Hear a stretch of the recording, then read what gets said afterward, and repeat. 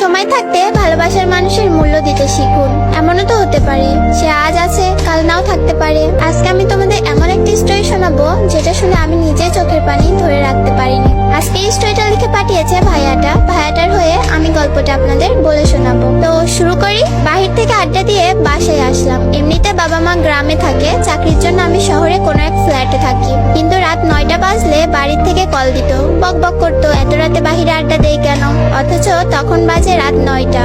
আসলে 9টা তেমন বেশি না, তবে পরিবারের কাছে একটা চিন্তার বিষয়। কি করে সে? যাই হোক, বাসায় ঢুকে ফ্রেশ হলাম, তখনই মোবাইলটা কেঁপে উঠলো। যে দেখি প্রিয় মানুষটার কলটা রিসিভ করলাম ভয়ে ভয়ে, কেননা একটু আগে তাকে রিক্সাতে উঠিয়ে দিয়েছি বাসার দিকে। আর এত জলদি কল রিসিভ করার পর সোজা বলে উঠলো, নিচে আয়, তাও তুই করে। আমি বলছি কেন? তার একটাই কথা, তুই নিচে নামবি নাকি আমি তোর বাসায় আসবো। বাসায় বারান্দায় গিয়ে দেখি রিক্সা নিয়ে বসা সে। তার বায়না তাকে বাসায় দিয়ে আসতে হবে। বললাম তুমি আগে কেন বলনি? তার এক কথা, নিচে নামবি না বাসায় ঢুকবো। বাসা থেকে বের হওয়াটা সহজ নয়, কেননা বাড়িওয়ালা করার নির্দেশ রাত 11টার পর বাহিরে থাকতে পারবো না, আর থাকলেও গেট লক হয়ে যাবে, ঢুকতে পারবো না। যাই হোক, রাত বাজে 9টা, হাতে এখনো আরো 2 ঘন্টার সময়। বের হয়ে রিক্সায় উঠে তাকে তার বাসায় নামিয়ে দেয়, আর সে ততক্ষণ আমার কাঁধে মাথা রেখে তার স্বপ্নের কথা বলে যাচ্ছে। দেখতে দেখতে তার বাসার সামনে চলে আসলাম। পরের দিন কল, আজকে কি ঘুরতে বের হবা? আমি বললাম আজ অফিস আছে, তারপরের দিন যাব। সে বলল আচ্ছা ঠিক আছে। অফিস থেকে বাসায় ফিরলাম রাত 9টা বাজে। সারাদিন প্রিয় মানুষটার সাথে কথা বলতে পারিনি। ওর কথা ভাবতেই ওর ফোন আসলো। ফোন রিসিভ করলাম আর সে বলল, বাবু নিচে আসো, একটা সারপ্রাইজ আছে। আমি নিচে গিয়ে দেখি প্রিয় মানুষটা দাঁড়িয়ে আছে। উঁকি মেরে দেখছিলাম ওর হাতে কিছু আছে কিনা, কিন্তু কই, কিছুই তো দেখলাম না। ভাবলাম পাগলিটা চুমু খাবার জন্য এসেছে, তাই ওকে চুমু খাবার জন্য ওর দিকে এগিয়ে যাচ্ছিলাম, কিন্তু আমাকে ধাক্কা দিয়ে পিছিয়ে গেল আর বলল এখন চুমু খেতে হবে না, রাতে অনেক খেতে পারবা। আমি বললাম রাতে অনেক খেতে পারবো মানে? সে বলল বান্ধবীর বাসায় থাকার কথা বলে এসেছে, আজ তোমার সাথে থাকবো। আজ তোমার সাথে থাকবো, তোমার বুকে মাথা রেখে ঘুমাবো। আমি একটু রেগে বললাম, উফ, কেউ দেখে ফেলার আগে যাও তো। সে জেদ করতে লাগলো, আমি যাব না, সারারাত এখানেই দাঁড়িয়ে থাকবো। আমি বললাম তোমার যা ইচ্ছা তুমি তাই করো। আমি আমার রুমে চলে আসলাম। কিছুক্ষণ পর জানালার ফাঁক দিয়ে তাকিয়ে দেখলাম সে এখনো দাঁড়িয়ে আছে, মুখ গোমরা করে, আর কিছু বাজে ছেলেরা ওর দিকে এগিয়ে আসছিল। আমি নিচে গিয়ে ওর হাত ধরে টেনে নিজের রুমে নিয়ে আসলাম। এখন কি করি? বাড়িওয়ালা যদি জানতে পারে আমাকে সোজা বের করে দিবে, তাই ওকে লুকিয়ে রাখলাম। দুজন একসাথে ডিনার করে শুয়ে পড়লাম। পরের দিন ঘুম থেকে উঠে দেখি পাগলিটা আমার বুকে মাথা রেখে ঘুমিয়ে আছে। অনেক মিষ্টি দেখতে আর মায়াবী মুখ, কি আরামেই না ঘুমিয়ে আছে। না জানি কি স্বপ্ন দেখছে। আমি আলতো করে ওর চোখে মুখে আমার হাত বুলিয়ে দিচ্ছিলাম, আর সে আমার হাত ধরে ওর গালের সাথে চেপে ধরে রাখলো, যেন এটা ওর নিজের হাত। আমি হাত সরিয়ে নিতে চাইলাম, কিন্তু সে আরো শক্ত করে ধরে আছে, ছাড়ছেই না। এবার জোর করে হাতটা সরিয়ে নিলাম। তার ঘুম ভেঙে গেল। তাকে বললাম জলদি বাসা থেকে যেতে হবে, তোমাকে কেউ দেখে ফেলতে পারে। সে বলল আজ তো তোমার অফিস বন্ধ, তাই আজ সারাদিন তোমার সাথে কাটাবো, সারাদিন ঘুরবো, সন্ধ্যায় তুমি আমাকে বাসায় দিয়ে আসবা। আমি বললাম আচ্ছা, তুমি এখন বাসায় যাও, আমি একটু পরে গিয়ে তোমাকে নিয়ে আসবো। সে বাসায় চলে গেল।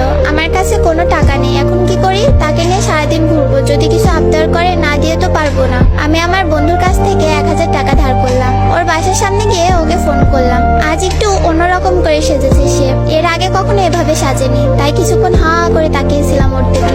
সে বলল কি দেখছো অমন করে? আমি বললাম আজ তোমাকে অনেক সুন্দর লাগছে, চোখ সরাতে পারছি না। সে মিষ্টি একটা হাসি দিয়েই বলল দেখতে হবে না, বউটা কার?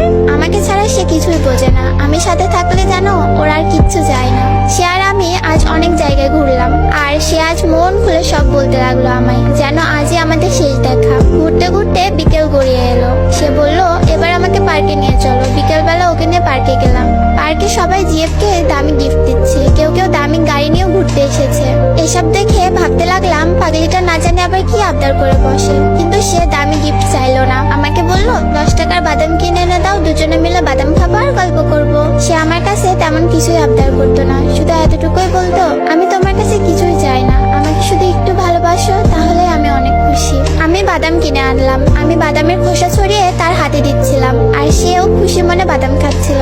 সে আমাকে বলল আচ্ছা জান, দেখো আমরা কত খুশি এখন, এভাবে যদি সারা জীবন একসাথে থাকতে পারতাম কতই না ভালো হতো বলো। আমি বললাম থাকবো, দেখো একদিন তোমাকে আমার বউ করে আনবো, সারা জীবন একসাথে থাকবো। ও কথাটা শুনেই সে আমাকে শক্ত করে আমার হাতটা ধরলো। আমরা হাঁটতে হাঁটতে পুকুর পাড়ে গেলাম। পুকুর পাড়ে বসে দুজনে গল্প করতে করতে কখন যে সন্ধ্যা গড়িয়ে এলো বুঝতেও পারলাম না। এবার তাকে তো তার বাসায় দিয়ে আসতে হবে, কিন্তু সে যেতে চাচ্ছে না।